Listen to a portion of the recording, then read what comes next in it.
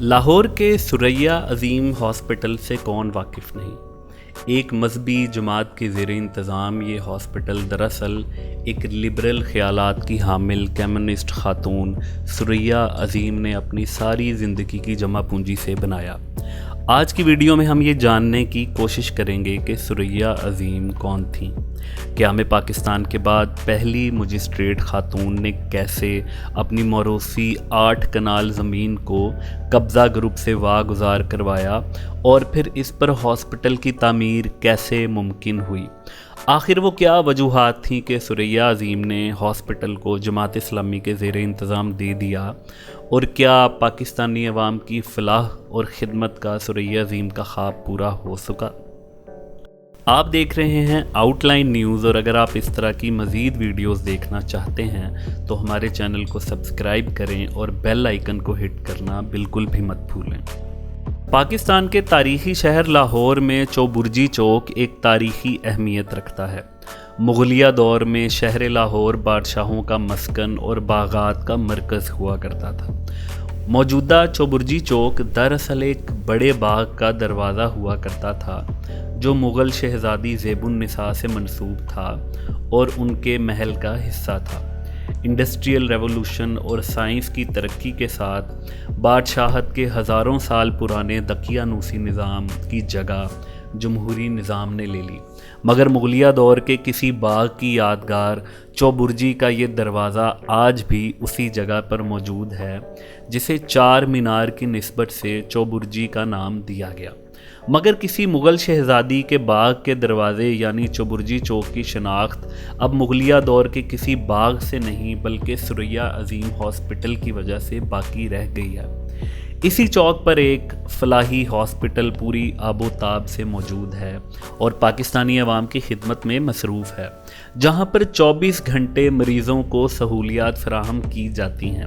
ہاں، پاکستانی نظام کی خرابی کی وجہ سے اس ہاسپٹل کے نظام کو بھی کوئی بہت شاندار اور انسان دوست اور میزبانی کے طریقے کو کوئی بہت سلیقے مند نہیں کہا جا سکتا، مگر پاکستان کے سرکاری ہاسپٹلز کے بے رحمانہ اور صفاقانہ کلچر سے یہ پھر بھی بہت اچھا ہے۔ یہ ہاسپٹل پاکستان کی ایک مذہبی جماعت کے زیر انتظام ہے، لیکن کیا اسی جماعت اسلامی نے اس ہاسپٹل کو تعمیر کیا؟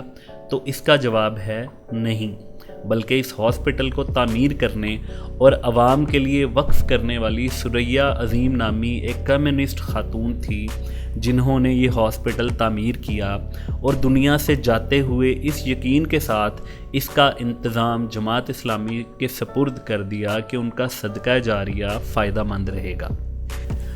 حیران کن طور پر ثریا عظیم کا نام اور خدمات تاریخ کے دھندلکوں میں کھوئی ہوئی ہیں اور آج ہم تک ان کے بارے میں بہت کم معلومات پہنچی ہیں۔ روزنامہ جنگ کے سینئر صحافی اسلم ملک نے سوشل میڈیا پر ان کے حوالے سے معلومات شیئر کر کے پاکستانی قوم پر ایک احسان عظیم کیا۔ اسی طرح صحافی تنویر ظہور کے ایک انٹرویو کا اخباری تراشا بھی اکثر گردش میں رہتا ہے، اور انہی معلومات کی بنیاد پر ہم محترمہ ثریا عظیم کی شخصیت تک پہنچنے کی کوشش کرتے ہیں جو واقعی ان کی نام کی طرح عظیم تھیں۔ ثریا عظیم لبرل خیالات کی حامل تھیں، کمیونسٹ تھیں۔ انہوں نے MA سیاسیات اور LLB کیا اور وکالت کرتی رہیں۔ قومی اسمبلی میں خواتین کی مخصوص نشستوں پر امیدوار ہوئیں لیکن کامیاب نہ ہو سکیں۔ لاہور پھر بعد ازاں ملتان میں مجسٹریٹ تعینات رہیں اور بورڈ آف ریونیو کی ڈائریکٹر بھی رہیں۔ ثریا عظیم کا تعلق لاہور کی ککے زئی برادری سے تھا۔ وہ پاکستان کی پہلی خاتون مجسٹریٹ تھیں یا پھر اولین خاتون مجسٹریٹ میں سے ایک۔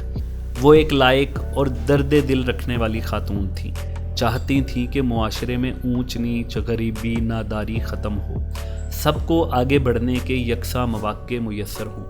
ان آئیڈیلز کی بنیاد پر وہ کمیونسٹ پارٹی سے منسلک ہو گئیں۔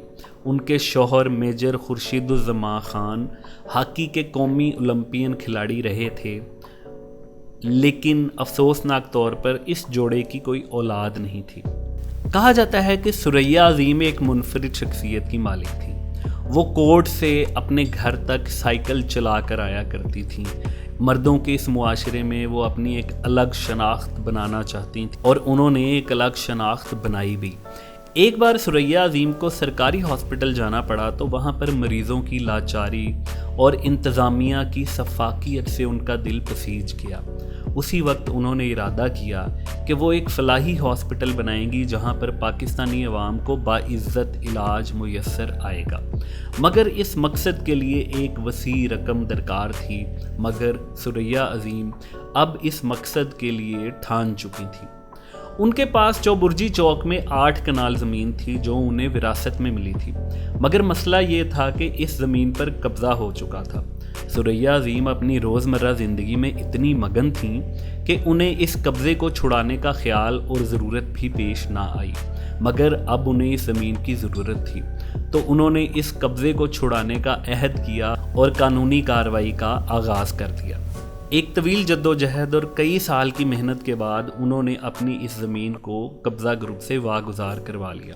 اب مرحلہ تھا یہاں ہسپتال کی تعمیر کا، تو ثریا عظیم اور 1985 میں ریٹائرڈ ہونے والے ان کے شوہر میجر خورشید نے اپنی ساری زندگی کی جمع پونجی یہاں پر 9 منزلہ ہاسپٹل کی تعمیر کروانے میں لگا دی۔ اس میاں بیوی کے ایثار کا اندازہ آپ اس عمر سے لگا سکتے ہیں کہ انہیں اپنے گھر سمیت تمام جائیداد فروخت کرنی پڑی اور اسی ہاسپٹل کے 2 کمروں میں انہوں نے اپنی رہائش رکھی جہاں پر وہ زندگی کی آخری سانس تک رہے۔ ہاسپٹل تعمیر ہو چکا تھا، اس نے مریضوں کی خدمت بھی شروع کر دی۔ ثریا عظیم نے اس امر کو یقینی بنایا کہ اس ہسپتال میں آنے والے مریضوں کا مفت علاج ہو اور جو پیسے دینے کی استطاعت رکھتے ہوں ان سے بہت معمولی سی رقم لی جائے، مگر سروس اور سلوک مہنگے پرائیویٹ ہسپتالوں جیسا رکھا جائے۔ ثریا عظیم اپنے اس مقصد میں کامیاب بھی رہیں، مگر ابھی بھی ایک مسئلہ ایسا تھا جو حل طلب تھا۔ ثریا عظیم کو یہ فکر رہتی تھی کہ ان کے بعد اس ہسپتال کا انتظام کون چلائے گا۔ اس کے لیے ان کے پاس 2 آپشنز تھیں۔ پہلی یہ کہ اس ہسپتال کو حکومت کے حوالے کر دیا جائے اور دوسری آپشن یہ تھی کہ اس کو جماعت اسلامی کے زیر انتظام دے دیا جائے۔ پھر آخر کار دوسری آپشن کا انتخاب کیا گیا۔ سینئر صحافی اسلم ملک اس حوالے سے لکھتے ہیں کہ یہ خبر آئی کہ ثریا عظیم صاحبہ نے اپنا تعمیر کروایا ہوا ہسپتال جماعت اسلامی کے حوالے کر کے انہیں کہا ہے کہ وہ اسے چلائیں، تو یہ ٹی ہاؤس میں بھی گفتگو کا موضوع بنا۔ کچھ بزرگوں نے حیرت ظاہر کی کہ وہ تو کمیونسٹ تھیں، کمیونسٹ پارٹی کی ممبر تھیں، جماعت والوں کو کیوں دیا؟ کچھ دن بعد محترمہ کے حوالے سے جواب آیا کہ وہ انسانوں کی بھلائی چاہتی ہیں، یہ ہسپتال بنایا ہے تو خواہش ہے کہ یہ چلتا رہے اور لوگوں کو اس سے فائدہ ہوتا رہے، حکومت کے حوالے نہیں کرنا چاہتی تھی۔ جماعت والوں کا اس لیے خیال آیا کہ ان کے پاس ایسے شفا خانے چلانے کا تجربہ ہے، پھر ایک منظم جماعت نگران ہوگی تو ہسپتال کا نظام بہتر چل سکے گا۔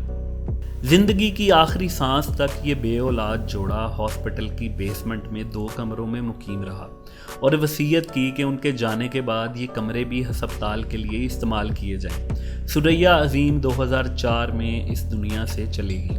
اس کے بعد ان کے شوہر میجر خورشید اکثر ہاسپٹل کے بیرونی دروازے کے سامنے کرسی ڈالے نظر آتے۔ اب ان کا بھی انتقال ہو چکا ہے، مگر یہ ہاسپٹل جماعت اسلامی کے زیر انتظام دینے کا فیصلہ 100% درست رہا۔ ان دنوں ہاسپٹل کی گورننگ باڈی کے صدر ذکر اللہ مجاہد ہاسپٹل کے نگران اعلیٰ ہیں، وہ جماعت اسلامی لاہور کے صدر بھی ہیں۔